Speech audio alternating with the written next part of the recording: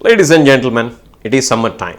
Diabetics need to follow some extra precautions in order to ensure that they preserve their health and also have a good time during the summer. To begin with, I think it is very essential for diabetics to store their insulin appropriately at the right temperature in the fridge.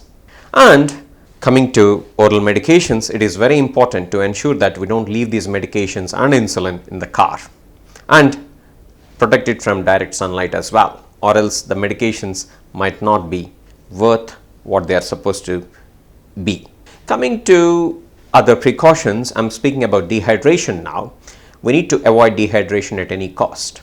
Drink reasonable amount of water to your thirst, especially if you're exercising and especially if you're in hot weather.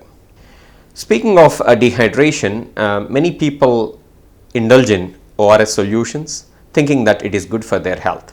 Unless you have dehydration, unless you have diarrhea and vomiting, it is best to stay away from ORS, especially if you have diabetes, because ORS contains a lot of sugar, not just salts, and this can increase your blood sugar levels.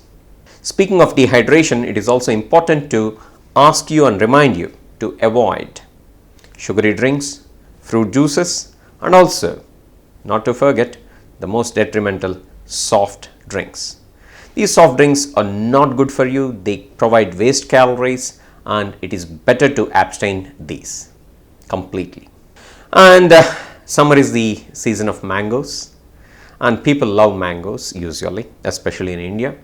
So if you are somebody who has a taste for mangoes, it's not a bad idea to ensure that you track your blood glucose readings whilst you enjoy your mangoes. But make sure that you don't drink mango juices and only eat mangoes in reasonable quantities in small portions, I would say. And there is a catch here. If at all you were to be somebody with kidney problems and diabetes, or just kidney problems, it is important to ensure that you speak with your doctor before you indulge in fruits, because fruits such as mangoes and for that matter even coconut water does contain very high potassium content, and that can push up your blood potassium levels, which can be detrimental. So do discuss with your doctor if that were to be the case.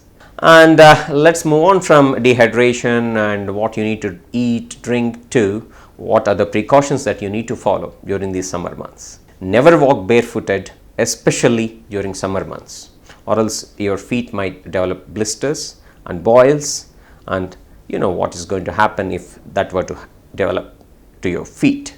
And coming to summer, I think it's very important to remember that summer is a time when people want to go on vacations. If you are planning your vacation, make sure that you pack your medications properly, including insulin, glucometer strips, needles and all these. And whilst carrying these, especially at the airports, make sure that you carry your medical prescription with you, or else you might be stopped and challenged by the airport authorities.